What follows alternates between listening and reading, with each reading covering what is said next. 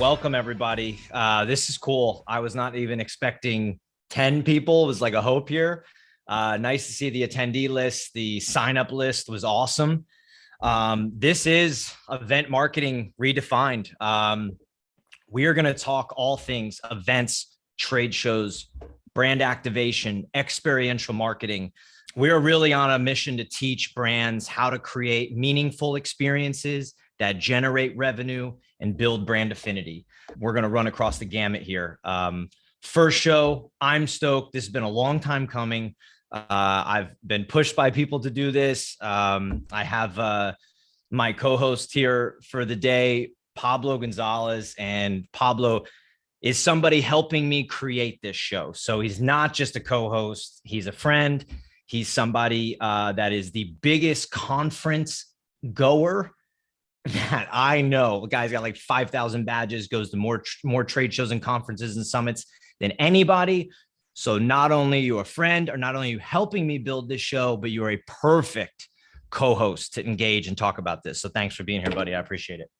Don't forget, #1 Matt Kleinrock fan, and super pumped that you decided to do this, man, that you're trusting us with this. I love the fact, to me, the idea that there's already 21 people here just shows that the world is hungry for this, Matt. Nice. And as I have started to download your brain so we can design this show and whatever, right? The big thing that sticks out to me, the thing that makes me go, huh, is why are you so upset that people spend so much money on trade shows? Like, what's the deal? Aren't you a trade show company? Yeah, we are. We are, man. I mean, when I've done this for 11 or 12 years now, and it's like when you're going through the motions from selling and building a company and talking to customers and actually selling trade show booths and designing and building and going through the whole process, like you just start asking yourself questions, right? And one of the things that's always boggled my mind is, 20 to 40% of a company's marketing spend is for trade shows and events. Like, that's just a huge number. You know what I mean? Like, that marketing budget, those dollars are big, and companies are really counting on them. It's too big, right? That number's got to matter. It's too. If it was like 2%, we wouldn't be having this conversation. You know what I mean? It'd just be like, yeah, throw it away. Sure, whatever. But you're talking 20%, 25%, some 30, 40. And really, kind of what we see is that people end up viewing this stuff, this event marketing, as kind of a necessary evil. And it just sucks, right? It sucks to see that when there's so much more. In my opinion, there's so much more out there. There's so much more to be had with that budget. There's a lack of intent, right? There's a lack of strategy. There's definitely a lack of ROI tracking, right? Which is why I do think that sort of necessary evil feeling is set in. I think the other thing that we talk about all the time, you and I talk about this, is in marketing in general, just like basic marketing principles. You're talking about ROI all the time. Yeah. You don't run digital ads without ROI. You know what I mean? But for some reason in event marketing, this slips through the cracks. It doesn't get discussed enough. And I don't think we need to be paralysis by analysis, right? But gotta find somewhere for it. Need to be a little more calculated. One of the other big things is the why. You start asking people why. Let's just talk trade shows specifically, like a specific trade show. The client comes to us, we're having a conversation. It's like, hey, why are you going to this trade show? The answers are unreal. A lot of times it's, I don't know. Oh, we always have. We go because our competitors go. Those are terrible reasons. They're terrible reasons. Now, they're reasons. They're not great reasons, and they're workable if you shift your mindset a little bit. But people don't know why they're doing something, right? So, like, anything that you do that has any value to it needs to have intent behind it.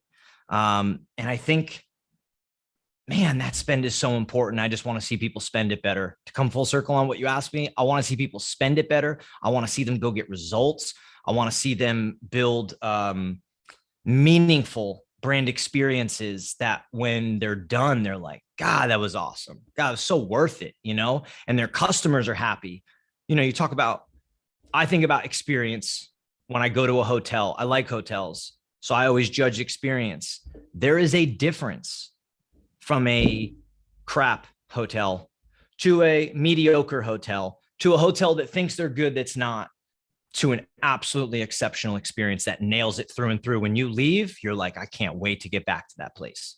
And if I'm a business and I'm doing event marketing and I'm going to my customer at trade shows, events, sponsorships, summits, I'm hosting user conferences, whatever it may be, I want people to leave and be like, damn, like that experience was just great. Now I want them to feel some type of way about it. I guess that's the best way to sum it up right there. I love that you came full circle. A couple of things really. I don't know how I did, but I did. No, you did. You nailed it for me, right? Like you really painted a picture of the reason why this needs to happen. And it's this like exorbitant spending without a reason. Yeah. As a business owner, that's got to keep you up at night, right? Like if people don't know why they're spending a bunch of money, then that's a risk to you, but it's also a risk to them if they're spending money. And if I'm hearing you correctly, the number one thing that I echoed with there is this idea that when I was in corporate America, I was in the construction industry and we'd go to like 2 to 3 trade shows a year. Yeah. And it was always like, well, if we don't go, people think we're out of business. I can't imagine you in corporate America, by the way. I just can't. I can't imagine it. I play pretty well with others, man. Okay. But, if I'm hearing you correctly, right? Like there is this idea that you're spending 20 to 40% and you don't know why, and you think that there's better ways to spend it. Sounds like there's two sides of this coin. It sounds like there's a better way to spend that 20, 40% in a trade show. And there's also better ways to spend it outside of a trade show. I would love to kind of dig into those two pieces. And I would love to start with in the trade show, where do we begin, man? Like how do I know if I'm spending good money at a trade show or not? Yeah. So I think I don't want to go too deep into this first part, but I'll touch on it. I think that a lot of marketers at companies are put in very tough positions. They're asked to do far too much. Trade show and things of that nature sometimes just get thrown on their plate. So this concept of being an event marketer, being a field marketer, I mean, it is a learned skill over an extended period of time, right? So I think a lot of people handling this for big companies are put at an unfair advantage because they're thrown this sort of out of nowhere, right?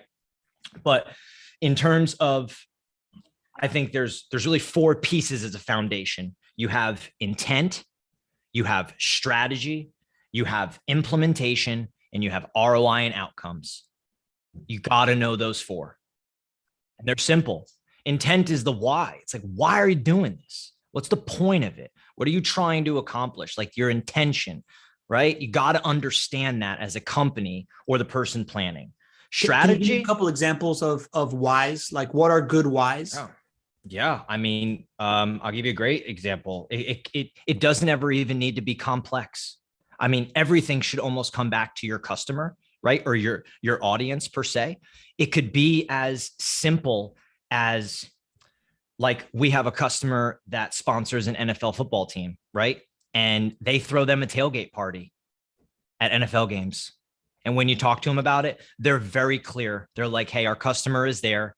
They love football. We love football. We want to throw them a party. That's intent. And I know it sounds silly, but everything is then built around that. You know what I mean? It's not educational. There's not value there. They're just saying, hey, the value to their customer there is a freaking party at a football game before they go into the game, and a damn good one.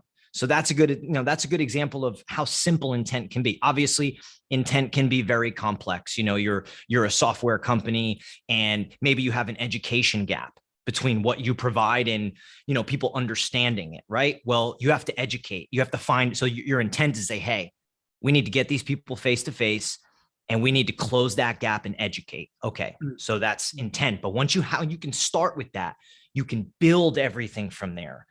All right. Got it. I love the clarity of purpose that provides, right? Like I just finished reading Priya Parker's The Art of Gathering, and she talks about this, right? Yeah. And she gives a very like tangible example that people get married all the time and often they don't have an intent. Yet, if you were to decide if the intent of your wedding is going to be to celebrate your family culture and your traditions, and this is for your parents, you do it one way. And if the intent is to celebrate your current friends and family and yourself and your life, you do it another way, right? So like it kind of allows the intent. I can see that.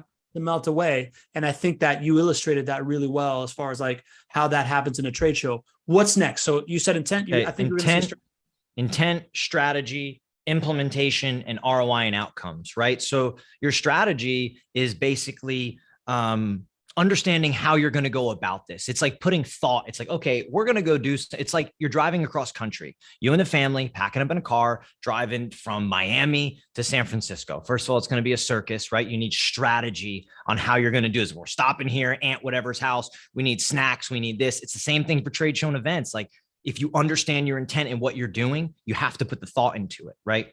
Implementation, in my opinion, comes down to, and I'm just grazing over these. I think we'll get into more detail on them, right? Implementation is really how you actually implement once it's going to happen. So like, for an event marketing manager, a marketing person, whoever's running trade shows, we'll stay on trade show rather than an event here. Like, what does your morning routine look like when you get to the booth with your team? You're implementing something, right? Do you have a morning staff meeting? Is everybody on the same page? Does everybody know what to do when the whale walks in the room, the big retailer you've been looking for, that you're here for, that you're so excited? Like what happens if he or she just walks into your boot space that day? Do you have a plan? Do you know, does everyone know what we're supposed to do? Right? So just simple implementations. And again, they're not these crazy over the top things. They can get complex, but essentially that's what implementation is. What does your implementation look like? The last is ROI and outcomes. And I'm saying you create these. When you have intent, when you have strategy, and you have implementation, you create outcomes, bottom line, always. And I'll give you a good example here. Yeah. Like thinking about this, there are some companies that we have worked with, some companies that I know, people I've spoken to just over the years. There are some companies at trade shows that are crushing it. They're absolutely crushing it. Right? They generate massive ROI. They go to a lot of shows. And here's some of the things that I think when it comes to intent, strategy, implementation, ROI, and outcomes, here's why. First of all, they go to the right shows.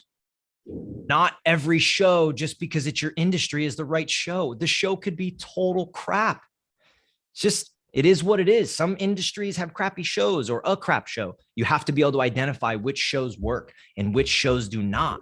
You also have to be able to search and look for trade shows that could work for you. And I think that starts with understanding your customer, right? If you understand your customer, you can find where they are and you can figure out why they're there at trade shows. What goes into that is why I said it's this idea of like trade show and attendee equals the demand that you're looking for. You got to find a good trade show that attendees are hungry to be at and they want to be there and they want to be in front of you. A lot of people having trade show success are at good trade shows, and there is a gazillion trade shows out there, so many verticals and industries, but essentially you got to go find them. And if the one you're going to sucks, dump it. Just dump it. Get out from underneath it, right? Let's talk about that a second, Matt, because I think that that's a profound statement. Trade show plus attendee equals demand generated, right? So I guess what I'm hearing from you is that there is kind of two buckets of variables. One is, does it have the person that you want? And then is it done in a way that allows you to succeed, or it has the vibe that you want, right? Like what's the difference between like having the person there versus trade show? So I think some trade shows just do it better than others. Some industries, you know what I mean? They all really vary. But when you have a well-run trade show, when you have attendees that are there and they're getting value, they're being given value at those trade shows. Or maybe, look, again, there's so many trade shows. They're all different, right? That would be a deep dive that we would go into as to certain industries and why and the value that gets brought to them. But essentially, it's like, my point is like, go to the right shows, go to good trade shows. Stop trying to make a bad trade show good. You're not going to make it good. You're just not. If it's crap, if you don't get results, get out. Go find another one. Go be smart. Go try to figure out a different way, or go back to your CMO, your CEO, and say, hey, here's $100,000. We're blowing it. We don't need it. We don't need to be there. We can travel with a team. We can set up a happy hour. We can spend $30,000 and call it a day. Be smart about it on the show thing. The last two pieces quick is one, customer-centric exhibit with strategy, right? So we're talking go to the right shows, right? Review the shows, trade show plus attendee, you got to be at the right ones to make sure that there's demand and it's a good trade show. And if you get that, be customer centric. Everything you do, be about your audience, be about the customer. Design and build the space revolving around them and their experience. The last is, and this is a big one for you, so I'll let you sort of, more of, you're a much better networker than I am, but networking at these events outside of your booth, at evenings, in the mornings, hosting events, VIP events. Like, I think that's a big piece of this. You don't just plop a booth down and go and then hope that your salespeople have a couple drinks at night and hit a home run, right? Like, you got to go create those opportunities. Okay, let's dive into some of that stuff, man. I would we're talking about intent, strategy, implementation, ROI, and outcomes, right? Then we're going into what trade shows we are picking. Then we are creating customer-centric experiences. Yes. Then what was between customer-centric experience and networking? There wasn't one. So I'm just saying, these are the 4 things that I see companies that are doing this the right way and getting results. They kind of have these 4 things in common. So I think we learn a lot when it comes to contracts. Oh, here's what I wanted to bring up. The idea that when you go to a trade show that is not a good trade show and you feel it, right? Like you are the person in charge of event marketing. You are, director of communications, or you are marketing associate, and the show falls on you. Bringing back to your VP of marketing, your CMO, and saying, we just spent $100,000 on this and we didn't really get results. Yeah. Why don't we deploy this on something else? Sounds like a path towards promotion town, right? Like the idea of just like, can I experiment with something else better than this? Feels like a really smart strategic move for the person, our friends that are right now listening to really consider. Can you tell me a little bit about that? So I could not agree more with what you said. And I think like, too many people in those roles get stuck in just executing the work. Like I said, they're busy. They get put in difficult spots to begin with, right? But I think thinking more business and more strategically, thinking in a more business mindset versus just an executing mindset is, like, if the show's bad, first and foremost, let's make sure that you've put your best foot forward, right? Yeah. Let's make sure that you've put strategy, implementation. You've tried to put more of a brand experience. You didn't just put up a back wall with a couple tables and say, hey, we've always done it this way, and it's not working for us, right? Make sure you've gone through the motion. I think part of our goal here today is to get to a bit of a framework on how to do that in general, but put your best foot forward. And if it doesn't work, if you don't come back and you feel in your gut like, hey, this is no good for us, yes, go to somebody and say, hey, this show sucks for us. I can find other shows and we can test them in smaller spaces, right? With less spend. B, we can totally reroute this spend. I'm sure there's another area in marketing that's killing it, right? Or, where we're getting return. Absolutely. I couldn't agree with that more. Yeah, man. And so Serena Wong asked a question that I think we're going to get to the subject a little bit later, but I want to incentivize questions, right? Like, I absolutely love questions. Ask some questions. So I'm going to throw it in now, right? Like, cause we're on that subject. Serena, thank you for asking the question. Serena asks, thank you. I'll pre-frame this. Like, I know that on this show, we're going to be talking about what's wrong with trade shows. We're going to talk about great trade show strategy. We're also going to talk about what marketers need overall, right? Like the toolbox of the marketer. Like a toolbox, yep. Yeah. And I think as I've gotten to know you, like, I know that you are an entrepreneur. You are very focused as a marketer. Like you are, like, I feel like your number one thing that you spend time on is marketing. So I feel like you're good to answer this because you are also, as a small business, exhibit a trade show. I enjoy it a lot. Yeah. Is what I would say. Yeah. You really like, you care for it, right? Like you are sharpening that blade constantly, and you're a small business that makes decisions of going to trade shows versus we live on. I mean, we survive on our marketing to a degree. So absolutely. Yeah. So Serena's asking, what have you seen as the most effective way to reach new audiences? Email, social, digital, videos, other. Where is the most expensive way to maximize these investments? Yeah, that's a great question. My thought process would be, obviously, if I had context on who that customer is that data on that customer, right? Where are they is the question.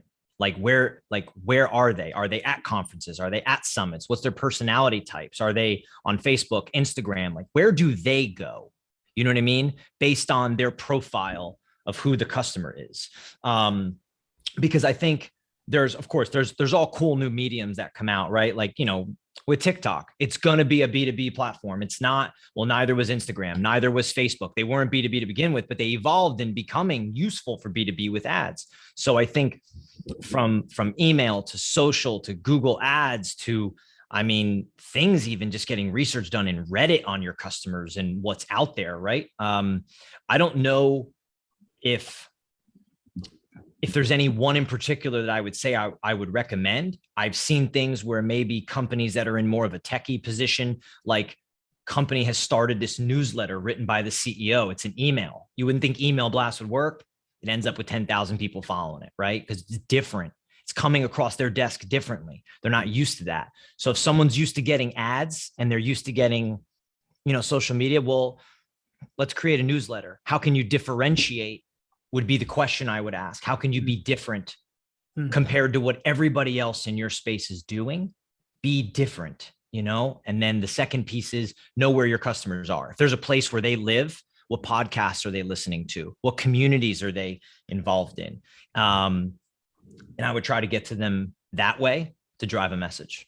I hope that answers it, but I think you and I echo on this. Exactly. Right. Like to us, we think of the concept of watering holes, right? Like if you think about the watering hole in the savannah, where are people gathering? And that can be a virtual space or it can be a physical space. And then you get in there. And like you said, you ask great questions and then you show up differently. Don't try to be better or worse, show up differently. I think that's I can tell you just based on that question real quick is I made a mistake for a long time, probably from 2012 to 2015, 16. Of marketing the way that I felt like I wanted to market. Just my ego thought we should. I thought I knew what I was doing. And then it really is about knowing the customer. And it really is about that. Where are they? What are they looking for? What is your value prop? What is the problem you solve? What makes you unique? Like knowing those things. And then what help do they need? Finding them where they are and driving that message to them. It's a generalized answer, but yeah. Love that, man. I'm actually in the middle of this book called The Mom Test that is all about how you ask questions to find what your market wants. So highly, highly recommend. Hold on, book. Sorry. I'm going to improvise here. I bought this book, Creative Selling Through Trade Shows. This book was written by Al Hanlon in 1977. This guy's an OG. Let me read you something. I was showing Liz, my director of account management today, and she just somehow wanders on this page. Real quick quote in this book. This is 1977. Yeah. Let me tell you something. Yeah. Things don't change. Okay. This is proof. I love this. Why? This is great. You brought up a book because I was going to forget to do this. Okay. Why so many exhibitors go into a program without a sense of direction is something I will never understand. It hampers the development of a dynamic design and dilutes the impact at the show. Too many exhibitors have vague goals like presenting a good image, increasing sales, getting market or industry exposure. While these have merit, they are not specific enough to create a really effective exhibit. This guy said that in 1977. He makes me feel stupid. Okay. You know what I like about this conversation, Matt, is that while what you are selling is booths, like you sell the architecture, right? Like that is your monetization. But what we're talking about is the strategy of everything, right? Like the thing that really moves the needle beyond the physical thing is so great. And we got a question from anonymous attendee that's asking that they're loving the content. Are you going to review what we can expect to hear in future as these shows? We hit on it, but I missed it. Yes, we will finish with a little teaser about what's to come. Monsieur Anonymous. And that's an awesome question as well, because I do think we're going to touch on trade shows. We're going to touch on events. We're going to touch on user conferences, summits, brand activations, experiential marketing, right? This concept of trade show, they're bringing everybody to a place for you. Whereas where can you go to activate and get in front of your customer, whether it's mobile, whether it's events, whatever it may be. But yes, we're going to touch on that wide spectrum. And something that I'm really pumped to touch about, man, which was our first conversation, was the idea that, like, man, the trade show might be 3 days of the year, but you're super focused on what happens the other 362, right? So like the strategy around it all for the rest of the year is something that for other shows we're going to continue to talk about. That I think is going to be great. One of my goals is to get on an event manager, somebody running trade shows, right? One of our clients, hopefully, honestly, we have some great clients, and say like, hey, what's your strategy before and after those trade shows? You know what I mean? What's that continuation, right? You get these, 3-4 days, together, which is incredible. And you forge these relationships and you have late night things and, there's all great things going on, but like, what are you doing extending that marketing wise throughout the year? I love that. And Kristen Decker, thank you for questions. Love questions. Kristen Decker is asking, let's do them. Will these programs be available after if I want to share it with my team? No way. Yes. Yeah, of course. Yeah, no, we'll give, we'll give anything away. Yeah, man. So, all right. So Matt, I would love to, the intent, strategy, implement, ROI outcomes. We talked about this idea of like, there can be two types of intent, right? Like you mentioned one client's intent is throw a sweet party so that they would just remember a good time. Another client's intent might be educate the market of a gap, right? Yeah. So can you talk me through the strategy, implement, ROI outcomes of a party versus the strategy, implement, ROI outcomes of education? Yeah. So essentially what we like to use is a framework, and it's basically a 5-step framework that we do a lot of planning internally, right? It's actually, we're discussing kind of releasing it to our customers so they can use it for themselves as well, but we're doing it a lot of times with them in steps here. Essentially, it is your why, your customer, your brand, the experience / engagement, and then goals and objectives, those 5, right? So I'll touch on them briefly. We'll roll through. Your why, we talked about that. It's intent. You got to have a why. You got to know why you're doing something. Why are you creating an activation at South by Southwest? It's my first question. You come to us and you say, hey, I got $250,000. I want to build this amazing activation at South by Southwest. I'm going to say, okay, why? Because that's the foundation. If you don't start with that foundation, you can come up with all the great ideas in the world, right? But you're just throwing shit against the wall to see if it sticks. And I can tell you what, it's not going to stick as much as it would if you have a foundation that you know where you're starting from and you understand why. So why is number 1. Got to map that. 2 is the customer, audience, customer, whatever you want to call it, right? It's kind of like the question about marketing in general is we got to know who the audience is. We have to know who the customer is. We have to know why they are there. Right? Why, for a trade show, why is the audience attending? Why is the customer? Why is your customer attending? Because if they're attending for a very specific reason, but yet you're building a trade show booth, not really folding into that reason for them, you're going to lose them. They're going to walk in and be like, wait, this is not what I'm here for at all. Like, I was here for food tasting. You're showing me A, B, and C, right? I mean, I don't know the example, but that's essentially what I'm saying. So you got to know your customer in step 2. You need to break down the customer, understand who they are, understand why they're there, everything about your customer audience. And that's probably the most important one, in my opinion. One of, not important. It's up there. Well, there's only 5, so how important could it be? Brand is another one. Your brand. So say you're going to a trade show, right? Like, what makes your brand you? What makes your brand? I actually had a great exchange with Kurt on this. Kurt Thomas. Yes, he's a very inquisitive, right? He wants to know, and he kind of asked me. I was saying about brand, like you need to know what makes you you. You need to know what makes you unique. You need to know what makes your brand different, right? Like, what about your brand and what? You have to be able to write that down. You have to be able to map that because that's got to go into this design. You can't start designing a booth without knowing this stuff. You're like, this looks cool. It's like the person that designs a house, but the house doesn't have gutters and doesn't drain well. It's just stupid. It could look great, but the house is going to flood and the roof's going to sink in, right? So knowing your brand, why are you unique? Why are you different? What makes you you? What's so What's so you about you, if that makes any sense at all. The next piece is what I call the experience and the engagement. This is where you're trying to map something. You know your why, you know your audience, you know your brand. Well, now let's start putting ideas to the table about experience. And we ask this question all the time, and it throws people off, and that's okay. But we ask it to get them thinking, which is, I am your ideal customer, right? I walk into your trade show booth. What's my experience? What happens? I mean, 9 out of 10 people are like, that's a great question. I don't know the answer. and we all start laughing. You know what I mean? But it is a great question because, you know, you go there for these relationships. You go there potentially for people maybe that you've cold outreach to. I don't know. I'm sure they're in your dream 100 or whatever it is, and you're prospecting them. But like, you got to have a plan. You should know what that interaction looks like. You should be able to map it, just like a restaurant, just like a restaurateur knows when you walk in that restaurant, how they're going to get you back for that third.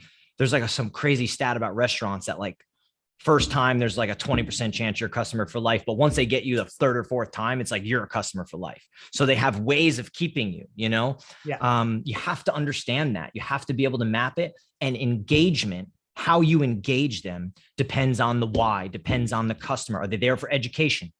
Go back to the software example, right? If you have an education gap on your software and something's confusing, but the minute that you close that gap, people are like, oh shit, this is a great product.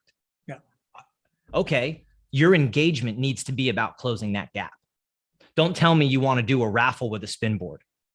Right? Your engagement needs to be, about closing that gap, right? So that's your fourth piece. Last is goals and objectives. You need goals and objectives. And to me, goals are, what do we want to accomplish from doing this? And then objectives are like things that you're kind of going to do to make sure you hit those goals. Does that make sense?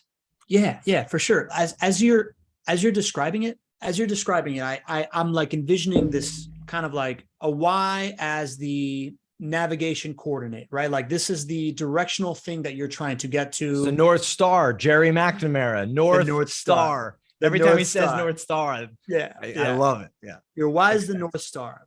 Yeah. And then you see customer and your brand on a path, right? And you're creating a vehicle. That's your experience and your engagement is the vehicle that's going to pick both of them up, put them in the same place, drive them towards that North Star. And the actual place that you're trying to arrive is the goals and objectives, right? Like if I'm kind of trying to break that down.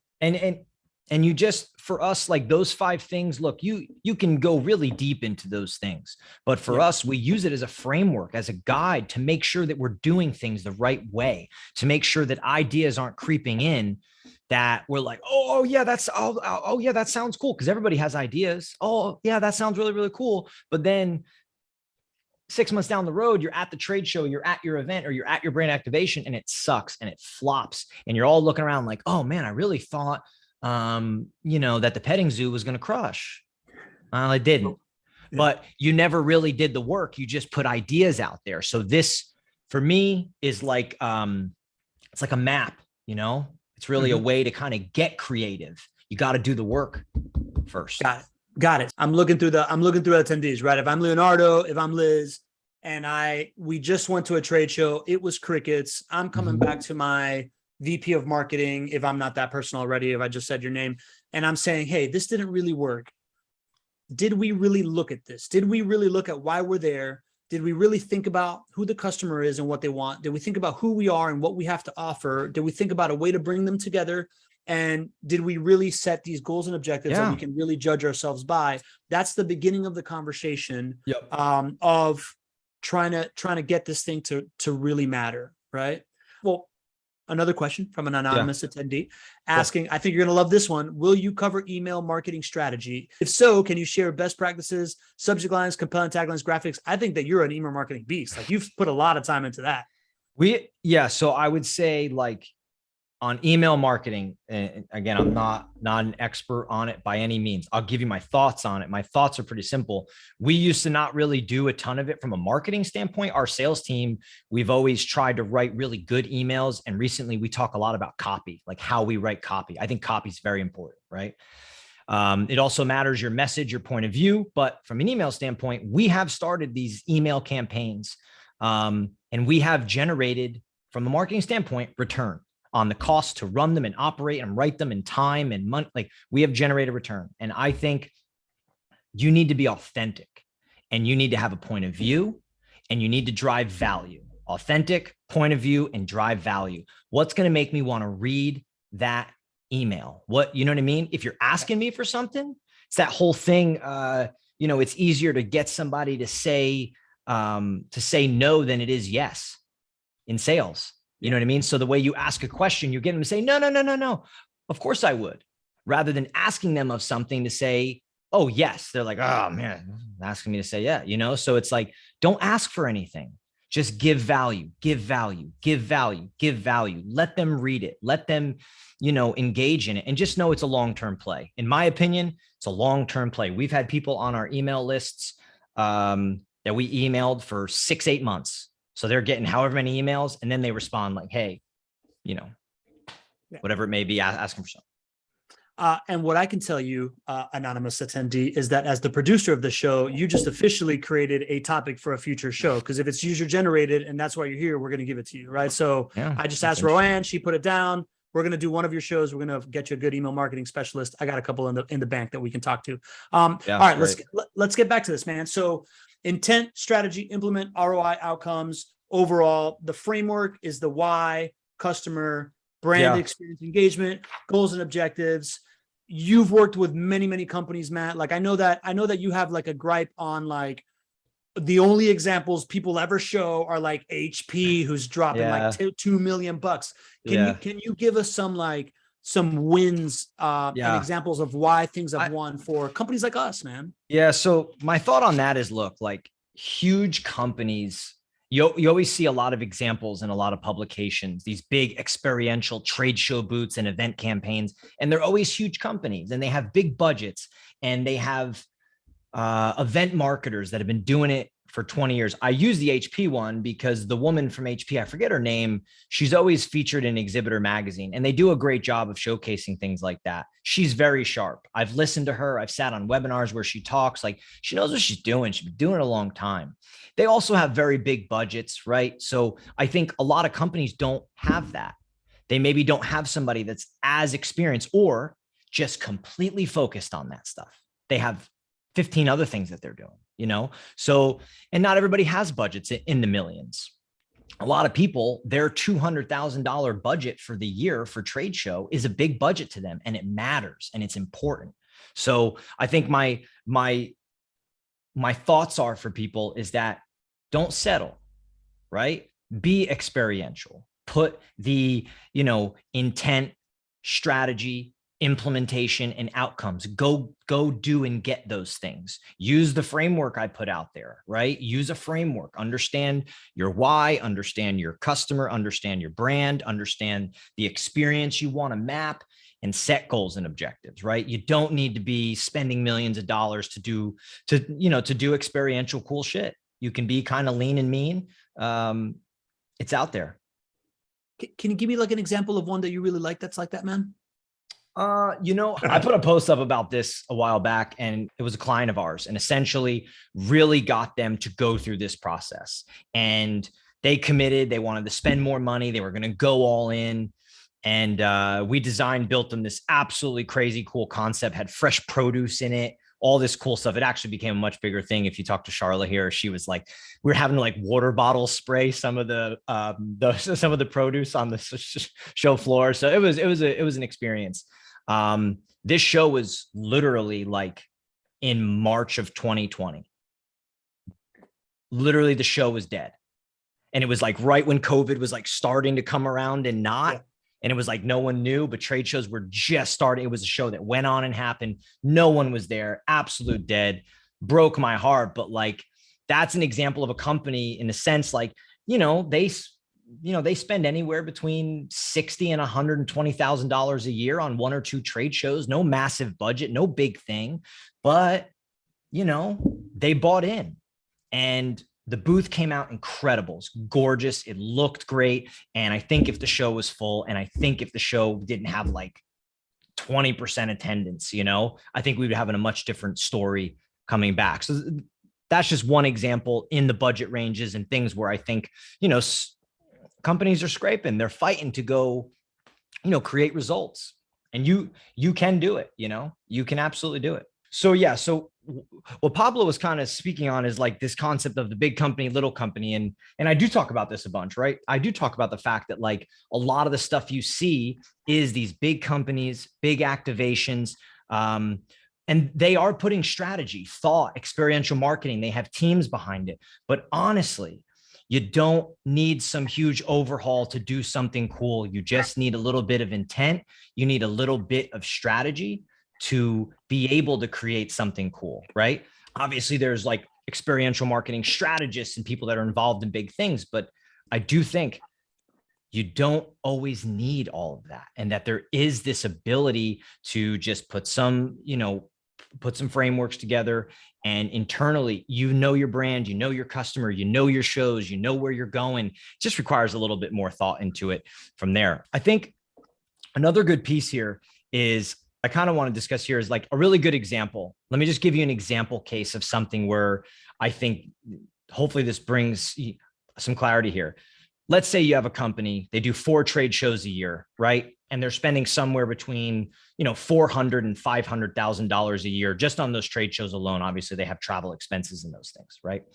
If you don't understand whether these shows are doing well for you or not, and you're not reviewing them, and you're not looking at your outcomes, and you're not looking, at ROI, well, you potentially 2 of those shows could be creating 70, 80, 90% of your ROI. And the other 2, one could be absolute garbage and the other one could be just okay. So let's just say that's the case.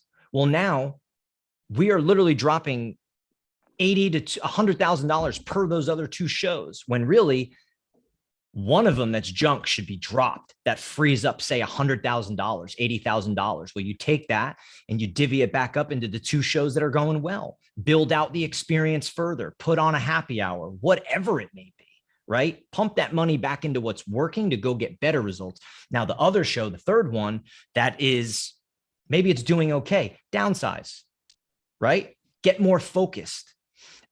If maybe you don't need a huge space because what you have to accomplish at that show doesn't require a big space, we'll go to a 10 by 20, do something more niche, do something more in the networking space at that show. So it's a good example of like, if you're spending $500,000 or $600,000 on 4 trade shows, well, you might not be spending it the right way.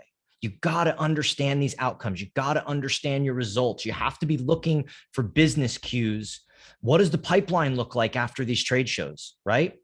What does website traffic look like? What does your inbounds look like? I mean, you can go on forever to find cues in terms of if it's working or if it's not. What kind of meetings did you set, right? Did you set enough meetings at that show? Did you get to those meetings? I mean, there's a lot of different things you could track, but I think that's a really good example. I think of like, if you don't track, you don't know, and you just keep going to those 4 trade shows and pounding your head against the wall, spending that $500,000 when you could really use it a whole lot better, just a whole lot better.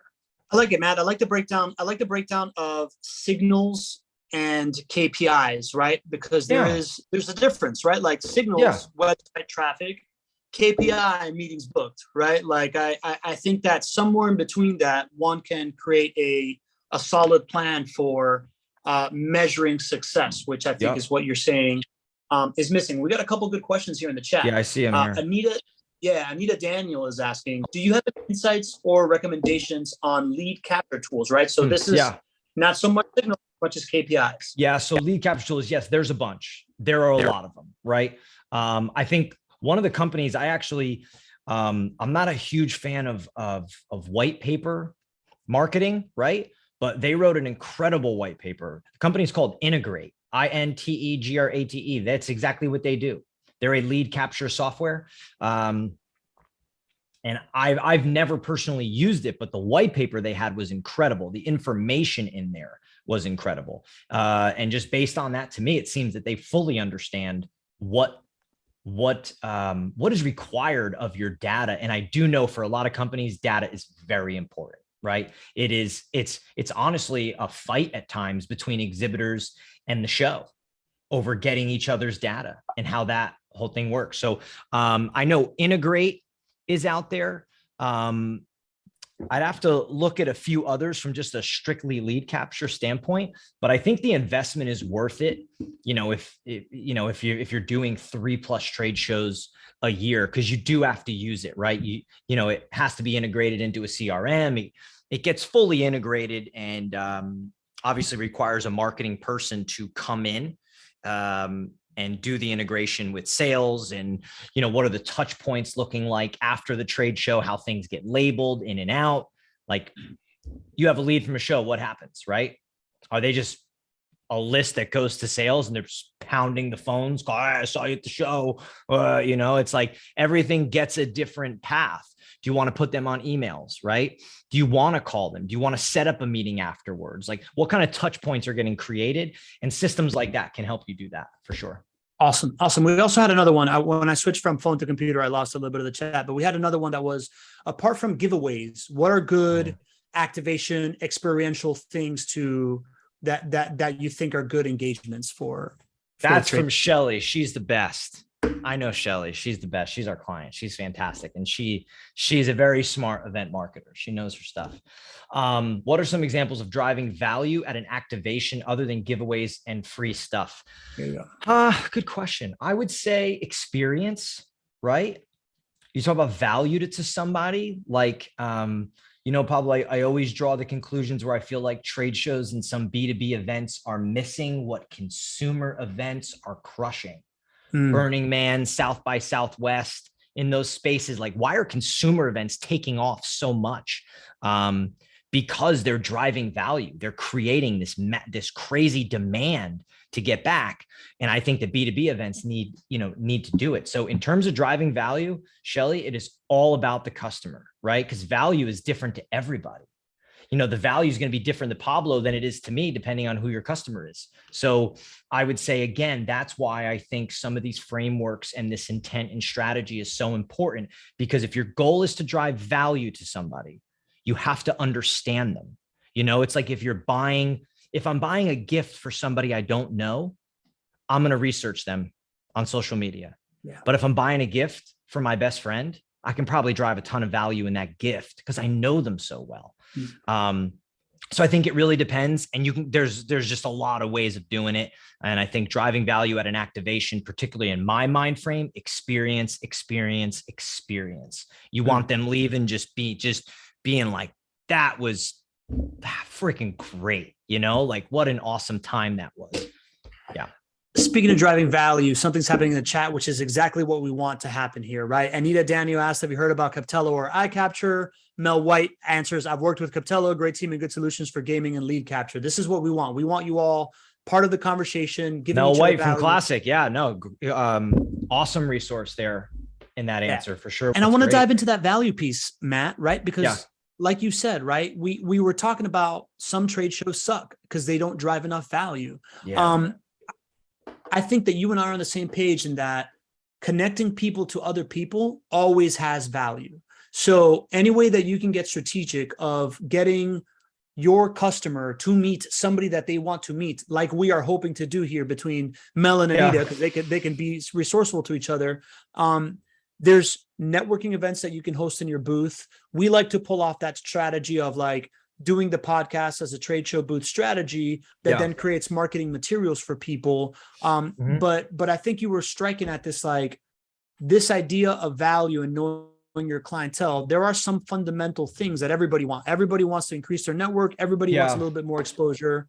What are other examples? Education is other kinds of value, right? If you're providing. Yeah. So like I can give you a good example. I recently went to a summit conference, with some people from my company. We went out and it just felt flat. It's like I feel like I wasn't understood as an attendee there. Like I was going for education, right? And the education was all sponsors trying to sell me something, or not me, maybe, but sell others something. The speakers and the conversations that were being held, this didn't dive deep enough. And honestly, I didn't feel like they hit on the things. It was very 30,000 foot. I'm not going to a conference for 30,000 foot. You know what I mean? Like I'm going to a conference. I want to be in the trenches. I want to, I want to be in the foxhole conversation with people that know what they're talking about. Like our industry, with the EDPA, I'll give them a shout out. Great organization. And they do a good job of that. They orchestrate conversation when we're there, right? In big groups and small groups, microphones get passed around. They split it off by, by category. You get to have these open-ended conversations. I think B2B events are not doing a good enough job of providing an experience. And again, it goes back to what I said. What's leading the way?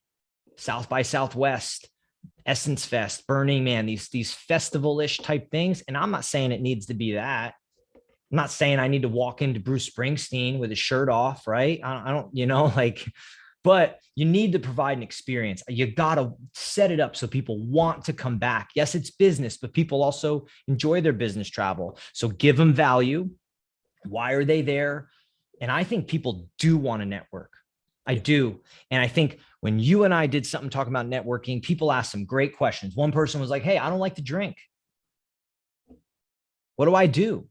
Well, conferences need to be thinking about people that don't and can't network at night and, drinking. How do they set up more meaningful and engaging conversations? You know what I mean? How do they create education paths? How do they create better experiences? I think it absolutely has to be on the mind of everybody. Otherwise, B2B conferences, they're in trouble.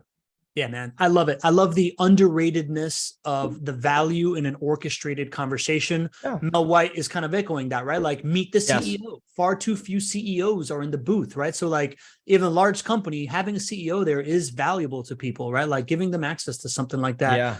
Yeah. Shelly King Rogers, Shelly knows what drives value for you, Matt, and it's unlimited amounts of Publix deli macaroni salad. Is that true?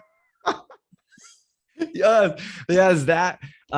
Yes, that and ice cream. Awesome. Yeah, that's right. You're an ice Moose cream tracks. In case anybody wants to send me moose tracks, I have a problem. So I love that.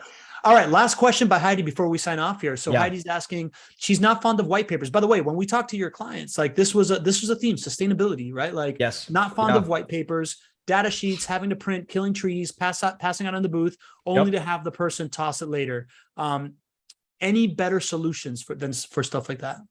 Yeah, for sure. A lot of people using QR codes nowadays, right? It's engaging. You have to do it. Like I actually like using a QR code, and QR code's not even a new technology. It's an old technology that's coming back, and it came back because of COVID because people didn't want to touch stuff. So, Heidi, I think white papers, data sheets, having to print killing trees. Yeah. You're burning these big 50-page white papers, right? So I hear you. I think what I would be looking at is, again, I don't know what it is, that you do or what you're trying to convey or what those, what the information means to the person you're giving it to. But my thought would be convenience. How can I make it convenient for them? How can I give them something that I can get their attention in? And is the attention that I'm giving them worth their time to even take a look at? Because then I think you can get creative. QR codes, right? That obviously, from what I've seen, has worked and people are using it a ton. LG at CES, they did a trade show booth with no people in it. No people. Not a single individual from LG was there. Interesting.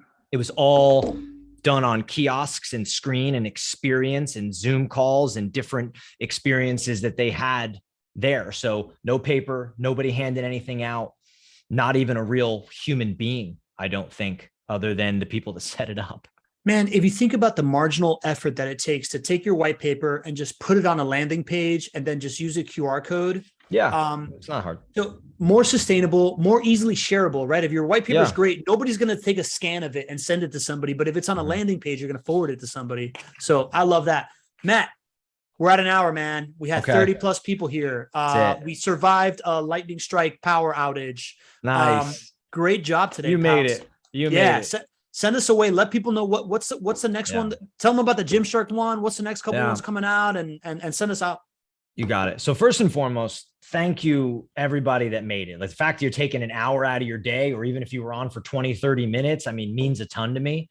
I wasn't sure who was really going to take to this content and information, but it's something that I've been doing for a long time and things I've been thinking. And this is stuff that I want to talk about. I hope I can help. I hope I can drive value. I hope that I can be thought provoking at the least with doing this. So thank you for taking time. And, we are going to do this right now every 2 weeks. So I would hope to see as many of you that got value out of this come back. Like I said, we're on a mission to teach brands how to create meaningful experiences that generate revenue and build brand affinity. We're going to be talking about trade shows, events, brand activations. We have an episode that's coming out. Gymshark, a sport clothing apparel company, did a brand activation that we sort of highlight. We thought it was exceptional and basically run through it, why it was exceptional, the thought that went into it, the strategy. We tie it back to core values, right? We tie it back to some of these frameworks on, okay, everybody's like, oh, this activation, oh my God, it's amazing. Well, why was it amazing? So we got an episode that comes out about that. Hope you take a listen. And honestly, hope it's just completely applicable to you. And I hope you can take this information. I hope you can go get a raise. I hope you can go get a promotion. I hope you can build your event marketing to be better. And if we can build some community inside of this thing, honestly, that would be the ultimate goal. Man, the last thing that I would add to that, Matt, is, like Mel just said, go get Jessica Sabila to chat with the group, the Exhibitor Advocate Association, like leverage this platform that Matt is building to talk to your heroes, right? Like Matt's when you say I have a show and I got people that show up live, you can get great people to come show up. Yes, so like if you want someone, tell them who it is, connect with them on LinkedIn, go download right now, Event Marketing Redefined on iTunes, give it a 5-star review if you want to be a mensch about it. And man, I'm pumped to see you grow on this platform. I'm pumped to see the value that you're going to put out. Yeah. You did great. I guess I'll let you say goodbye to everybody, man. Yeah. Everybody, thanks for showing up. That was the first ever live episode of Event Marketing Redefined, and it was an absolute blast. I really hope everybody enjoyed it.